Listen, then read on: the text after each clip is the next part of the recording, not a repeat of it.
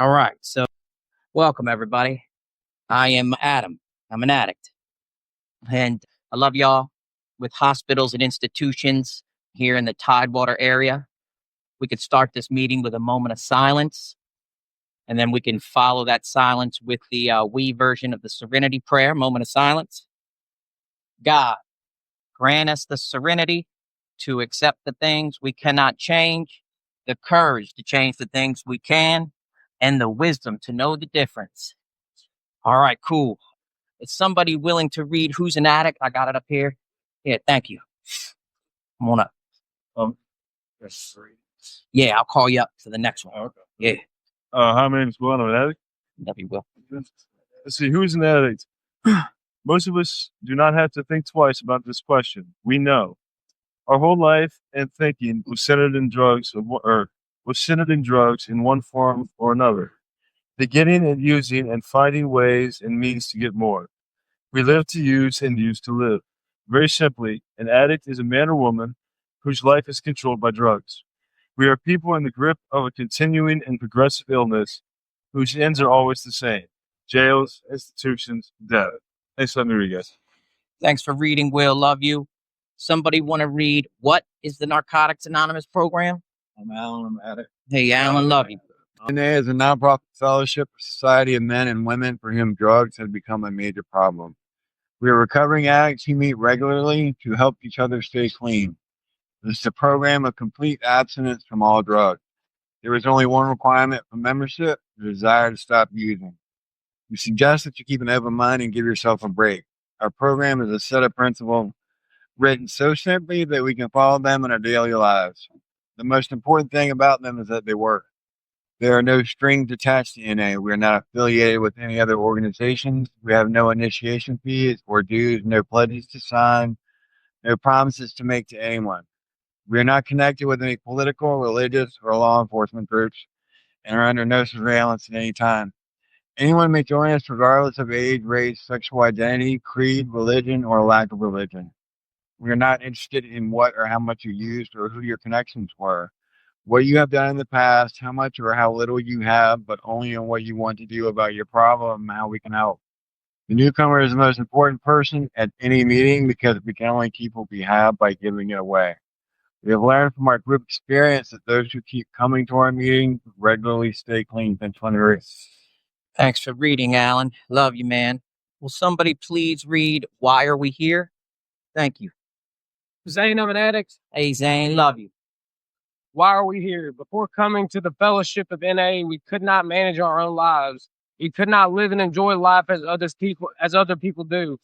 We had to have something different, and we thought we had found it in drugs.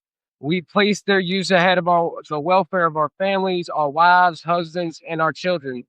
We had to have drugs at all costs. We did many people great harms, but most of all, we harmed ourselves.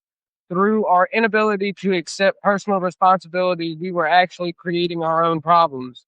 We seemed to be incapable of facing life on its own terms. Most of us realized that in our addiction, we were slowly committing suicide, but addiction is such a cunning enemy of life that we had lost the power to do anything about it. Many of us ended up in jail or sought help through medicine, religion, and psychiatry. None of these methods were sufficient for us. Our disease always resurfaced or continued to progress until, in desperation, we sought help from each other in Narcotics Anonymous. After coming to NA, we realized we were sick people. We suffered from a disease from which there is no known cure. It can, however, be arrested at some point, and recovery is then possible. Thanks for letting me read. Hey, thank you for reading. Love you. And will somebody please come up and read how it works? All right, thank you. Oh, yeah, you're great. How it works. If you want what we have to offer and are willing to make the effort to get it, then you are ready to take certain steps. These are the principles that made our recovery possible. And one, we admitted that we were problems of our addiction that our lives had become unmanageable. Two, we came to believe that our power greater than ourselves can restore us to sanity. Three, we made a decision to turn our will and our lives over to the care of God as we understood Him. Four, we made a certain and fearless moral inventory of ourselves. Five, we made to God, to ourselves, to another human being, the exact nature of our wrongs. Six, we were entirely ready to have God remove all these defects of character. Seven, we humbly asked Him to remove our shortcomings. Eight, we made a list of all persons we had harmed and became willing to make amends to them all. Nine, we made direct amends to such people wherever possible, except when to do so will injure them or others. 10, we continued to take personal inventory, and when we were wrong, promptly admitted it. 11, we sought through prayer and meditation to improve our constant contact with God as we understood Him, praying only for knowledge of His will for us and the power to carry that out. 12, having had a spiritual awakening as a result of these steps, we try to carry this message to addicts and to practice these principles in all our affairs. This sounds like a big order, and we can't do it all at once. We didn't become addicted in one day, So remember, each other. There's one thing more than anything else that will defeat us in our recovery. This is an attitude of indifference or intolerance towards spiritual principles. 3 of these that are indispensable are honesty, open-mindedness, and willingness. With these, we are well on our way. We feel that our approach to the disease of addiction is completely realistic, for the therapeutic value of one addict helping another is without parallel. We feel that our way is practical, for one addict can best understand and help another addict. We believe that the sooner we face our problems within our society and everyday living, that just that much faster do we become acceptable, responsible, and productive members of that society. The only way to keep from returning to active addiction is not to take the first drug. If you are like us, you know that one is too many and thousand is never enough. We put great emphasis on this, for we know that when we use drugs in any form or substitute one for another, we realize we release our addiction all over again. Thinking of alcohol as different from other drugs has caused a great many addicts to relapse. Before we came to NA, many of us viewed alcohol separately, but we cannot afford to be confused about this. Alcohol is a drug. We are people with the disease of addiction who must abstain from all drugs in order to recover. All right. Thank you so much to everybody that was willing to read. So before I open the floor, I guess I'll share real quick and tell you where I'm at. I'm an addict, and my name's Adam. I love y'all. I'm grateful that, I get to come out here tonight. Like I was sharing prior, I had somebody else that was supposed to come in this evening, but unfortunately they couldn't make it. And yeah, so, I had this past week's been pretty great. I got to graduate. So, my family, we drove up to Wilmington University, and I'm a doctor. Oh, no. Oh, no, no, no, no, no, no, no. I know. I also smoked crack and shot up. I did all that stuff, right? But you know what I'm saying? I mean, obviously, I could not have, you know, gone to school and done these accomplishments without, being clean and working my recovery. Social behavioral sciences, prevention science. Yeah, really, really a gift. And yeah, and so it was like, I got to really reflect. It's like, dang, like, because I can remember, getting out of jail, 18, 19, because I can remember I've been up for a few days or whatever, and then I called the cops on myself. I forgot I had a warrant, right? And so, like, they come to pick me up. And then it's like, boom, I get bailed out of jail again. And then where do I go? Well, the only place I was living is that crack house, with just a mattress. I think I had like 3 television channels. And I had, I'd have like 4 or 5 days after being in jail. I'd have a little bit of clean time, and I'm not going to use. I mean, so I'm all hit up, in the back room or whatever. And of course, before the night's over, I'm using again, you know, and it usually didn't matter what it was. I mean, the last thing that brought me to my knees, at 35 years old was blunts, smoking blunts. Cause like, if I got to have a blunt all the time. Like, I ain't just going to smoke a blunt and chill. Like, if I take a hit off a blunt, then I need to have a blunt round the clock, nonstop. Wake up in the middle of the night, I need a blunt. That's just me. That's how it's kind of always been, And I think a lot of it for me is there's this power and control that I think I have, right? Because I can go to the store, I can pick out my cigar wrapping, right? I can roll it. It's mine. I have it. I think I can control a feeling with another feeling. And then I'm just completely self-centered and obsessed on smoking blunts. And I always share too, I'm 42. I'm from Baltimore, like, sorry, but like the weed when I grew up was not, we had dirt weed, mid-grade, and maybe some con bud. Like, the shit today is like, so it's just not the same. And so that's what took me to the ends the last time. But, like I said, 16, 17, 18, 19, 20, I did the methadone programs, I did all the drugs and dying, at a young age, and was about to go back to jail and somehow got into the military. I was dirty and, I was never clean. So, I definitely peed dirty, but they let me in and was in the military and stayed here for a couple years because I would high step at home.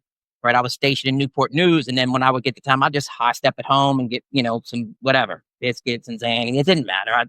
I really didn't have a drug of choice. I mean, yeah, sure, if I'm going to get sick on that, it's just like, whatever. I'm going to take whatever, really. I'm an addict. And then I don't know. So I got kicked out of the military, other than honorable. And I got lucky with that. And I decided to stay here instead of go back home to Baltimore. And I don't know why. Like, that was like, when I was in the military before they kicked me out, I went to SARP. And we went to like 30 meetings in 30 days. It was pretty good. NA meetings, AA meetings. And like the first time I heard who's an addict, I knew I was an addict. A lot of times my signature thing is Cheetos and boobies. Like, I remember the first bag of Cheetos. I remember the first boobies I saw, right? It was a done deal for me. And so that's kind of how it was with drugs too. So like when I came into Narcotics Anonymous and heard who's an addict, I was like, that's me. Everything was apparent. I could never use successfully. Never. I'll be trying to sling it. Nope. Can't do it. So I knew, but it was like alcohol is a drug. I didn't quite get that. So, getting ousted from the military at 25 and then staying here, I still drank. I still did those things. And so even though it wasn't like what we would say hardcore drugs, right? For me, it's a progressive, right? It's a chronic disease, and it continued to get worse spiritually, especially for me spiritually, as far as like knowing myself, the shit that I did in the past. Like, none of that really went away. I met this beautiful woman. We were working at Ruby Tuesday. We've been married for 15 years, right? I'm lucky for that. But like, I thought, okay, I found this right woman. This will change me. And it didn't, and so she's had to deal with that, deal with the family disease, and I'm sure some of y'all know what that's about. And so just barely hanging on with her. She finishes college, right? And she got this wonderful job, right? Y'all would think it's funny, but she's a district attorney. She's a prosecutor, right? I don't like her. I know. Well, look, they work hard. She does murders, violent crimes, and rape. And, she busts her tail in Newport News. She really, really busts her tail. But yet here I am, still smoking blunts, not just smoking blunts. I would take whatever I could, of course, and just totally I wasn't recovering. Like, I knew I'm a real smart addict. As soon as I heard who's an addict, I was like, I knew. Like, as soon as I came to one of my first meetings, I was like, yeah, this is probably it. I was like, this is probably the cure, or what we would say the treatment. Because I've taken all the psych meds, right? Still do, right? And I take them as prescribed. I can remember being 18 in Baltimore City. I was a gospel disc jockey, right? Being prayed over, right? The whole kit and caboodle, and still on a methadone program, smoking crack, right? I've gone to jail. Like, I've had all these other things, but it was like there was something different about this whole 12-step Narcotics Anonymous thing. Like, I knew. But even though just because I knew doesn't mean that it's like, damn. Like, they were like, all right, 90 meetings in 90 days. And I was like, all right, I couldn't do it. Like, I just couldn't grasp that. Like, 90 meetings in 90 days. I got to work. Like, I have to live, like, how do you, and then it's like, oh yeah, well, if I'm using, I got my shit. I will wake up at 6 a.m. and make sure I got my, quarter or half of the day or whatever I'm using, right? I always have that fact. I'm not going to work unless, you know what I mean? Like, so my thinking was so demented and so centered around, getting the drug, getting what I need because I think I deserve it, or I work hard. I need to feel calm, or because everyone else in my life, right? I told you I used with my family, and, here I am down here. And my wife met my family, she knew, like, my sister died. It was like 2014. And then 3 months later, my mother, like, my whole family went real fast. Half brothers had, like, all of them, like, insane. I'm telling you, all of them. And then here I was this past weekend, sitting there reflecting and like, damn, why did I get to stay alive? I mean, I overdosed. I can remember, bam, and living across from a recovery center now, right? In Edgewood, Maryland, in a little shack or whatever. And boom, I got lit up with a shot, and there was these Hell's Angels there or whatever of coke, and I passed out. And I had this crazy. I was on the sun, and the earth was the moon, and I had to forgive the dude that shot me up, and then I came back into my body, and then that dude we thought maybe had a hand in, my sister and my mother's death 10 years later. Crazy that I had to forgive him to come back into my body. And then 10 years later, it's like it was the brother-in-law, right? But I worked some steps and realized that, their deaths are a direct result of their active addiction, and I pray for that person's health. I pray for their happiness and their prosperity. Like I do. I mean, now deep down, how I really feel, right? Like we think that he has something to do with her death. So how I really motherfucking feel. But I have continued to pray that for this person that, damn, I hope they can find recovery. I hope that I do. Shit. Like I pray to God he finds recovery, gets clean and works the steps. Because it's been divine in my life. It's been divine. Like completely life changing. But I kicked and screamed all the way to it. Because I told you my first meeting, I was 25. I didn't even get clean till 35. 10 years. Like some cats, they come in for a couple meetings and then they never come back. I got to come in and out. I was on that maintenance program, this maintenance program, right? Work steps 1, 2, and 3. Never did that step 4. And for some reason in 2018, something was different. I don't know what it was. And I was still using when I started going back to meetings, but it was like, you know what? All right, you want me to go to a meeting every day? Okay, cool. But I'm still using, and at some point, I just didn't pick up. And maybe I came to believe. Maybe I was going to meetings all the time. I became a motherfucking addict. Well, yeah, if you go to meetings all the time, I guess we are going to become addicted, right? We're addicts. If you hear this literature enough, you should believe it, But it's been amazing. It's been amazing. One thing they told me to do was pray on my knees.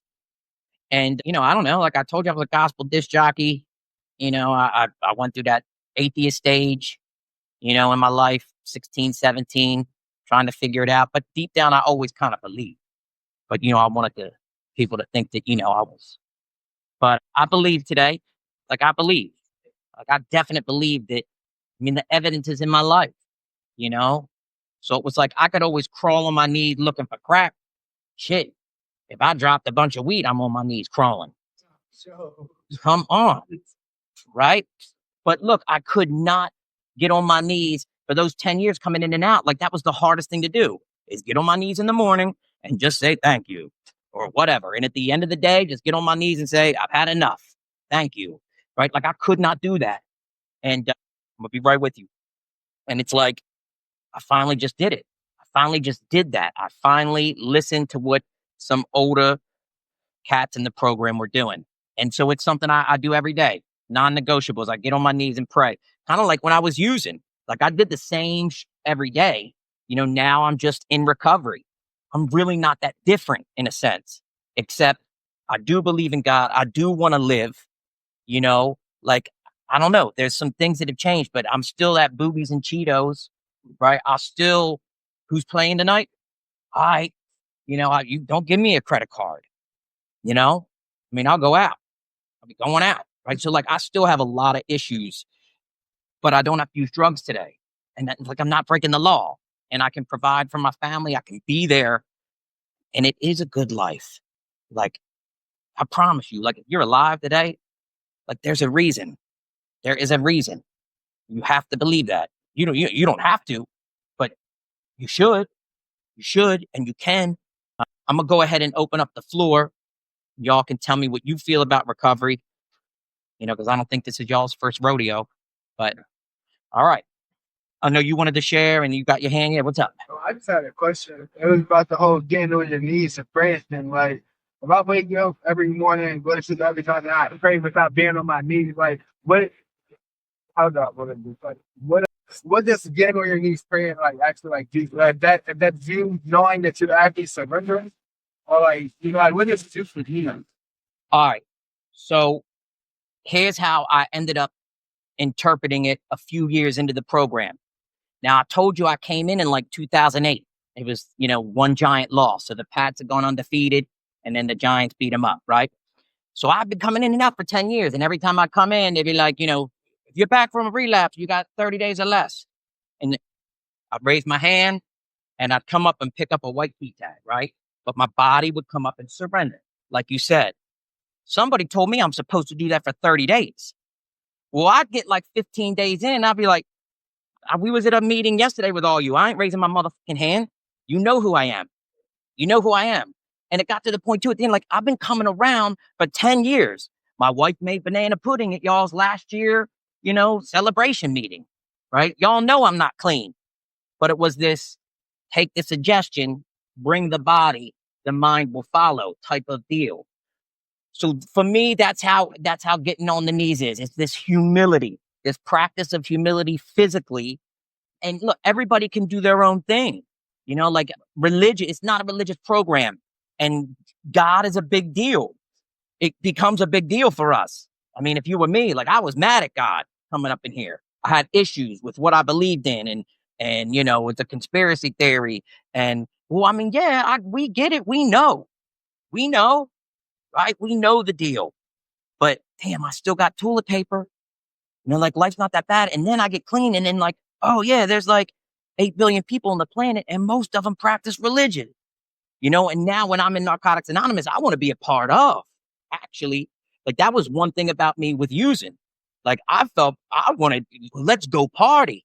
Let's go get some booze. Let's have a party. Like that's how it was for me, because not only we're going to party, but man, we're going to talk about the future. Right. And we're going to do something. And it just didn't, that conviviality was kind of not real. But today it's like I want to be a part of. But, look, you don't have to get on your knees. As long as you're talking and praying, just saying thank you, just talk to something, and I feel like, man, getting clean and then working the program of recovery at some point, it was that voice that I had back with the Cheetos and boobies, that child voice. Like it's still the same voice. That God is still there for me. But yeah, I'm just saying it is a spiritual program. God is in the third step. Good luck with that. Good luck with that. I don't know, man. I was just here like 2 weeks ago. Waiting over there, another pro. It was like it was a possible like like 30 days. So I'm saying find a job. Every day I need a job. And when you wait, blah blah. Man, I don't know. I got into it.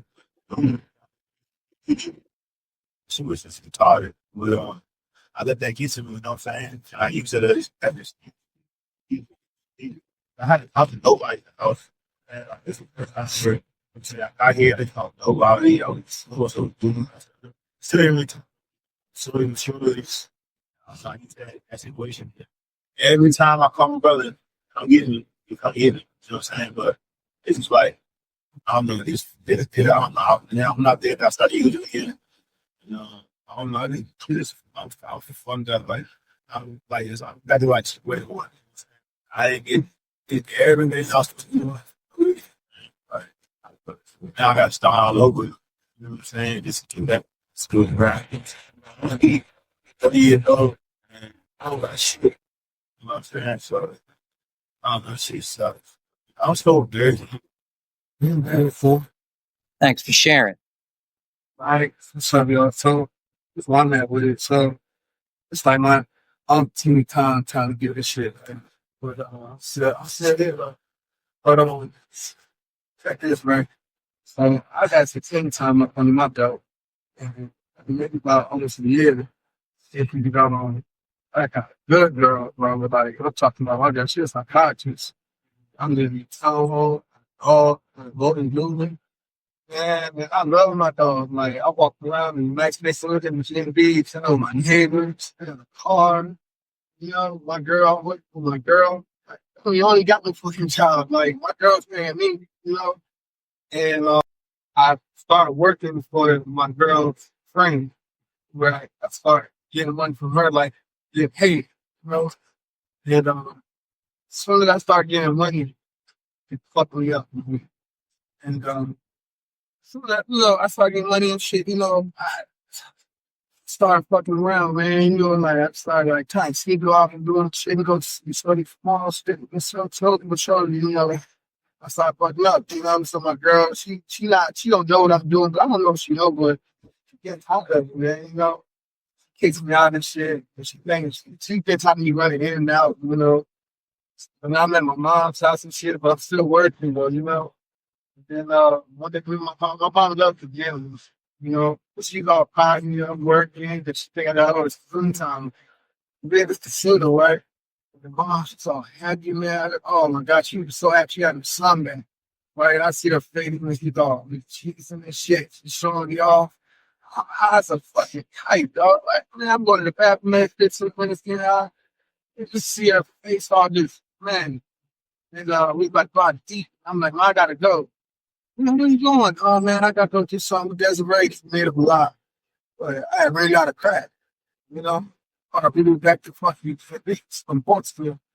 This guy for the fucking casino, Well, I don't know, I felt like shit, So like 2 days later, I got those from my wife told it, and I was like, man, but I was saying, I tell you, I was like, man, they probably had like chilling, like I saw your face, like, he's just good, so just happy.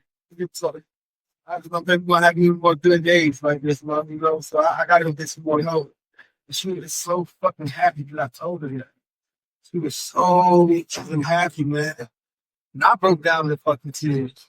And she was just, man, I'm talking about, she called Desiree, she called my fucking boss, and it was like, man, and I was so relieved. And I finally like stood up this time and was like, I'm a fucking crackhead. Like, I used to be ashamed of that shit, I used to be a real fucking, like, that's how I was a real addict, bro. I'm talking about the real addict, bro. Like, you see me in the stairwell at a hotel with a shoestring around my fucking arm. Get the fuck out, bro. You know what I'm saying? So when I see y'all, like, showing each other love and shit, that shit feel like the Holy Ghost. I can around some real evil shit, bro. It's evil shit out there, bro. Like, I don't know if you experience homelessness, but that shit is so dark out there, bro. Like, homeless people's the most evilest motherfuckers I've been in your life, bro. Like, it's touching, bro. It's bad, man. I take that shit. I don't want to go through the wood, Yeah, I'm gonna try to get it right this time. If I don't, I'm gonna break my ass right back up here. If I fall again, get right back up and come to this shit, man. Tell me. Till I, No, you right on. You right on. And before I will say this, before you rock it off, this cat, right, and he's passed away, he's like, sometimes heaven is a new pair of sunglasses, right? And it's like, you mean you moved up? You moved up to starting back over, Or like, even like what you said, like, I mean, they say that the drug is just a symptom, and it's like, gets clean time, and then like, man, something was working you into psychiatry, into that field. But at least for me, I know I had to be like, you ever hear you can't get high on yesterday's supply? It's the same with recovery. So like, we can get out of the treatment center and then be like, peace. But then you're just left with yourself. Like, there's a lot of stuff that we got to work on. Like what he shared right there is not going to go away. What I share is not going, none of it just goes away. We keep it. I mean, look, most of the saints, I'm not trying to bring the Bible up because we don't do that, but most of the saints were some fucked up people. Mary Magdalene, she just liked to have sex, right? Like so God, or this, whatever y'all want to believe in, usually doesn't take somebody from the bottom just to do bottom things, Yeah, I had a question because well, really this more so like this is my first career, so I ain't never it's not first time experiencing the whole recovery. I said, didn't have to hear though, but this is my first time actually saying who get in the chat. I'm actually trying, but like positive that I'm hearing. Well, I didn't hear it before. Like, is you not just about recovery. I mean, yeah, but I'm saying like for me, it's kind of like, it's scary. Like, damn, like, saying it's like, No. Well, but then you'll have old timers that be like, "Oh, you'll die," right? Because like, so look, yeah. Well, I mean, only 2% of us will ever reach 5 years continuously, right? Doctor.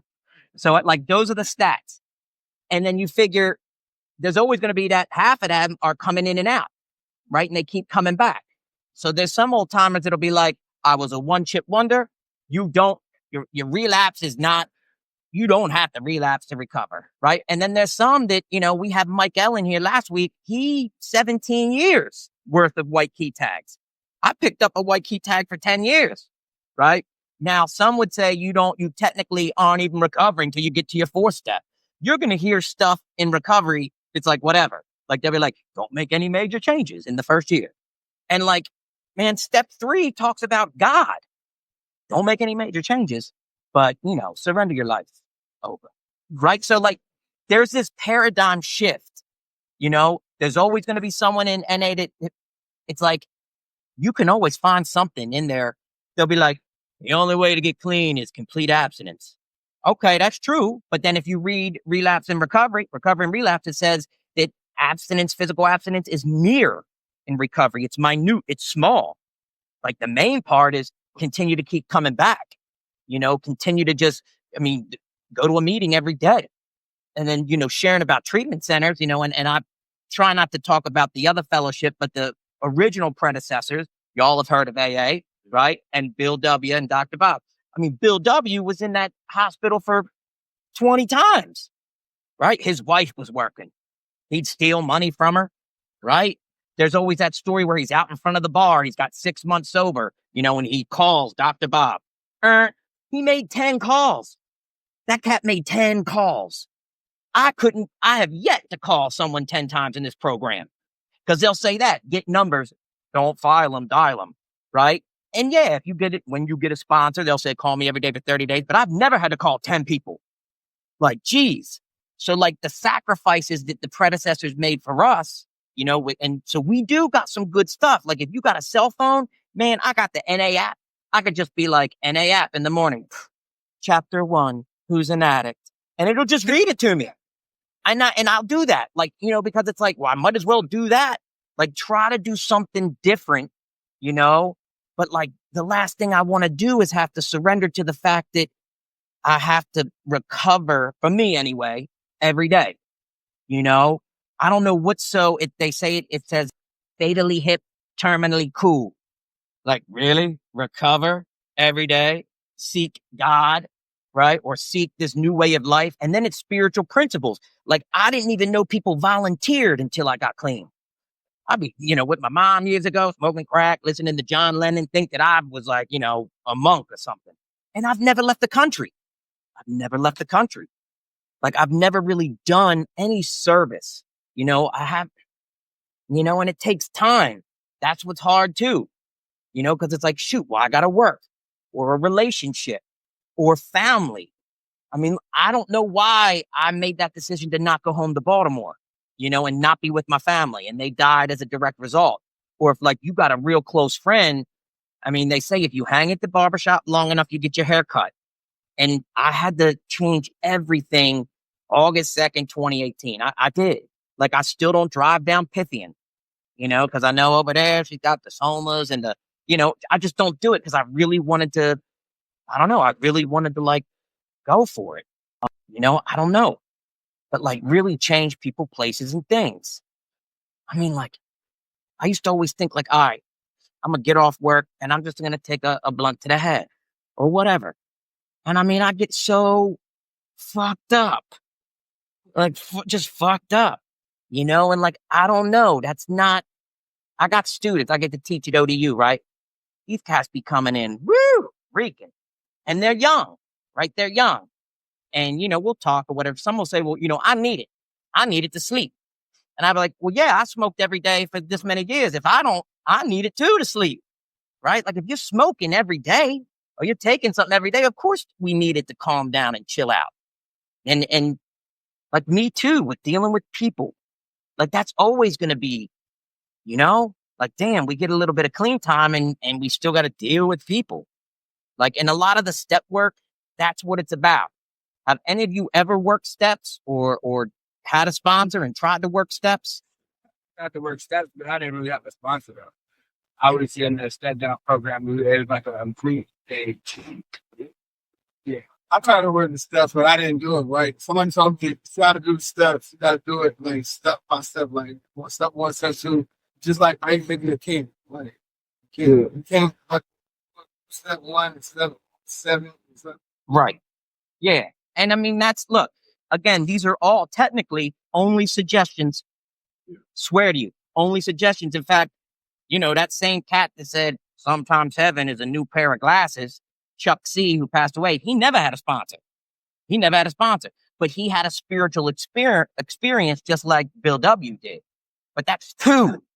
Jimmy K had a spiritual experience too. He's the one that's the founder of NA. And he had 2 years clean, right? He got clean in AA. And then he had this crazy dream where these aliens came to him, 2 years clean. And he was going to off his entire family and then kill himself. He was going to commit familicide that night. And I guess these aliens came to him and told him what he needed to do, which was adapt the steps of AA. And he carried on. So that's 3 spiritual experiences in 100 years, right? Like, that's what stinks too. I got to come to realize humility that I'm not that bad and I'm not that good. I'm just a motherfucking human. And so our steps say having had a spiritual awakening, and so then that's why it's like, all right, we suggest you get a sponsor, subtle command, and then that sponsor's experience can tell you what to do. Get a temp sponsor. And if you get the step 4 and you're like, look, man, I don't trust this person. Okay. Well, don't just quit your job. Quit that sponsor, get another sponsor, right? And then boom, tell that other sponsor, hey, I'm moving on.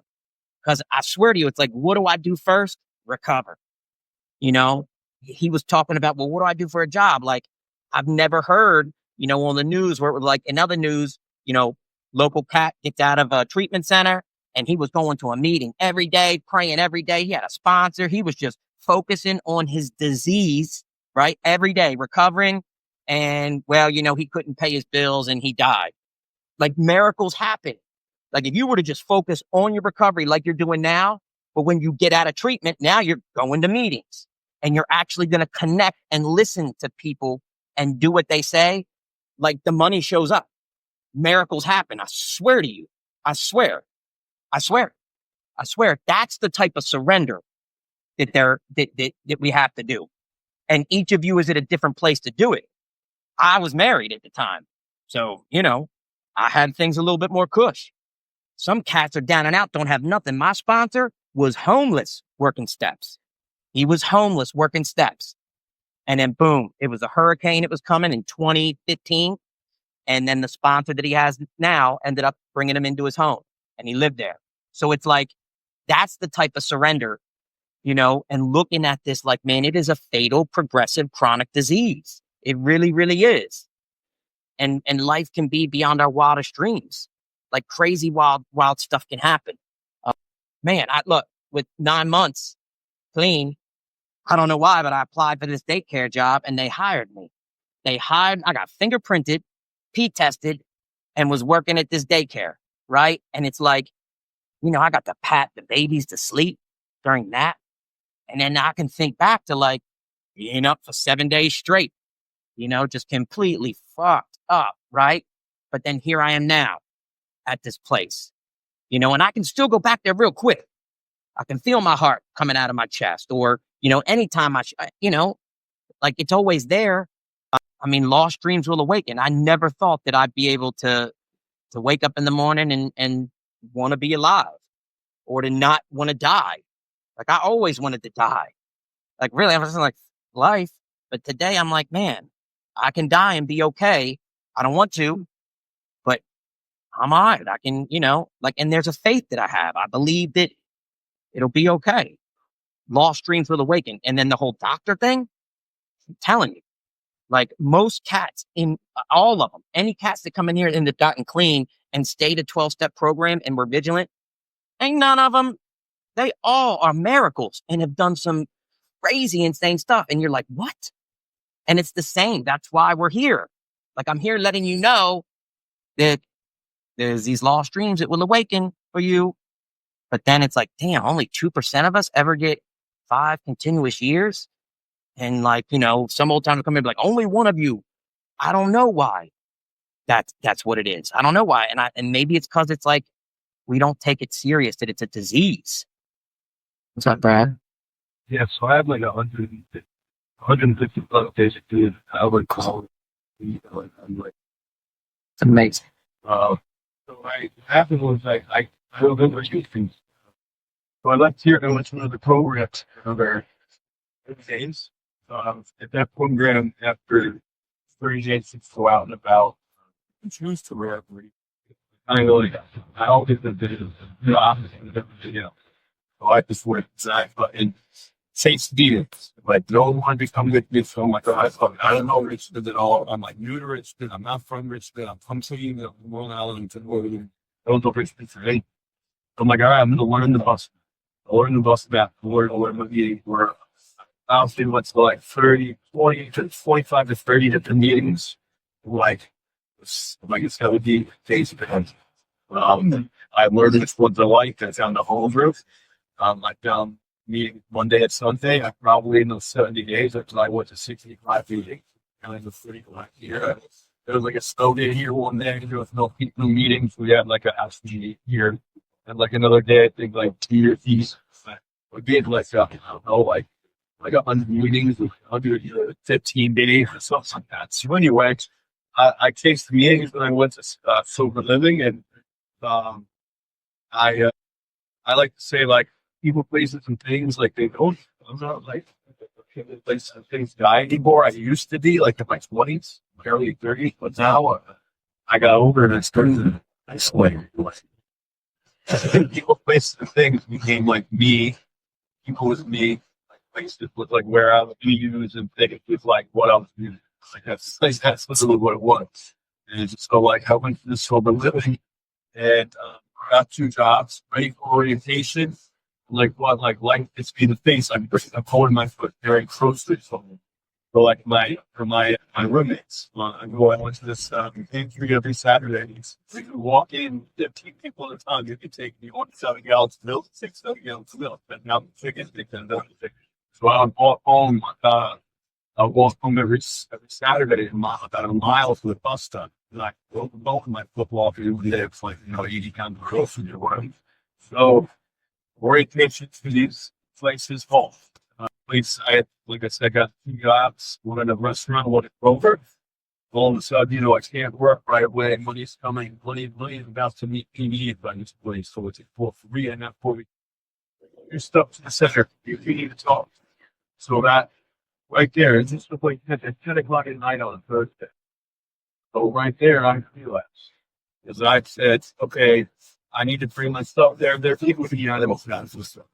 So I have to holy shit.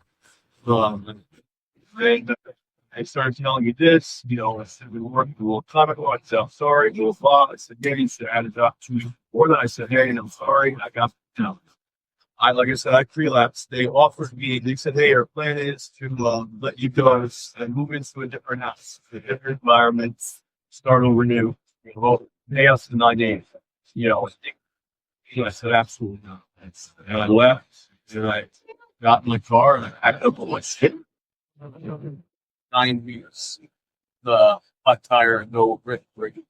Well, I got put a note on it, started driving around. A few days later, relapse.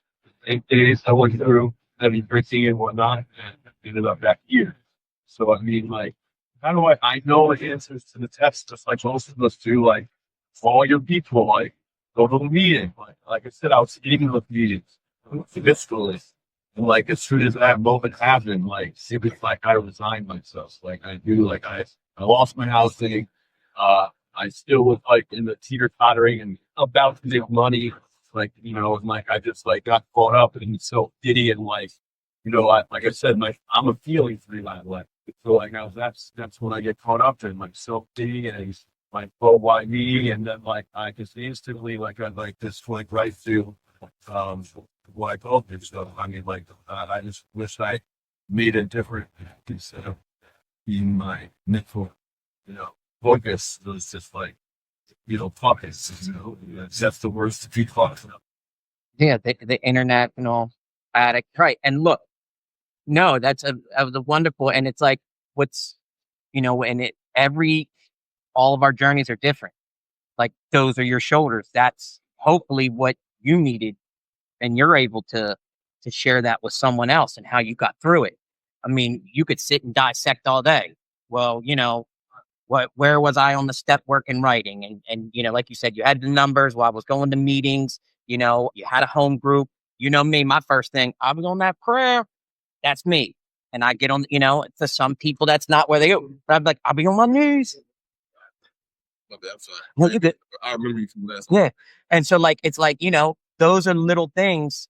I swear to you, I did not start staying clean until I hit my knees in the morning and hit my knees at the end of the day. That's just my experience, and I mean, look, I've never had to deal with that where it's like, man, I'm not even going to work. I'm just recovering. And at this place where you're going to owe money, a recovery house. And then if you don't show up with the money and then you break your foot, going, and it's like, man, that could be real discouraging and self-pity, but in essence, it's like there had to have been, right? Or you would expect, maybe that's why you're here again. Was there a loop? Was there something there that was still missing for you anyway? Because and at the end of the day, that's another thing too. Like, it's my recovery. It's mine. Like, and just like it's yours. And we talk about, like, do you have to relapse? Well, if cancer or heart disease, it's you do what you want. It's your own recovery, and what does it take for you to work for you? But, I would say not to be discouraged again that you're here, that at least you're here and at least you made it back, and that's what I say too. Why did I continue to relapse from 25 to 35? Some of the behaviors I was doing at 35 years old, I wasn't even about the drugs. You ever see that chick Elvira from Looney Tunes with the skull and crossbones? Come here, little puppy. Like, that's your boy right here. Like, that's where I get, when I'm not, it gets to the point where it's like nothing in the moment is good enough for me. You know what I mean? Take care of me, dog, And so it's our own recovery, and going to some of the meetings with some old timers, man, they can say some, like they know it. Me too. Like we think we know stuff. At the end of the day, it's yours, but to have faith and to know that you're still alive, you're here for a reason. And hopefully you trust that there's a reason why you heard the readings again, like that would be a torturous life if it was just like, great, I just get thrown in the face of recovery. And then when I do recover, it gets worse, and if that's seems to be happening, then maybe you're not an addict. You know what I mean? But it is yours. And it's like, damn, trying to find that balance too. I thank you for sharing that. I thank you for sharing that. And I'm glad that you still came back and made it back. I did get addicted to meetings. Like I said, I'm an addict. I get addicted to like anything better than for like a food or like used to gamble a long time ago when I was in my 20s. Like I get addicted to that. I just used to get addicted to meetings. Like I was addicted to the meetings. And I think maybe I didn't have the right balance. Or maybe I also isolated myself and didn't going to meetings for myself. Maybe I just And look, get numbers right. And then they say, yeah. Technically you can leave, right? Technically you can walk out the front door. But look, isn't it true though? Because I've heard this all the time, right? Meeting makers make it. Meeting makers make it, right? 90 and 90. But we go back to them predecessors. Like there was one meeting a month. You know what they were doing, right? What were they doing? Huh? All right, that's one. You know which book they was reading, probably. That AA book or that NA book, right? And what else were they doing? Motherfucking praying. Just like he said, and he had to go do whatever, but like it's evil out there, baby. It wants to kill us. My disease wants to kill me, and it's not personal. It's very much like a black hole, and it just wants to eat everything that's good in life. And so what do I have to do? I got to feed it recovery at all times because it ain't going away. It's my disease is stronger. It's been recovering right along with me. So I don't know anything, but I know I got to keep doing this. I got to keep doing this. And it's worked for me. And if it's worked for me, then it definitely can work for you. Has anybody got a burning desire? Does anybody feel like they want to use after all that drug talk? All right, cool. What about the just for today? Anybody willing to read it? Thank you.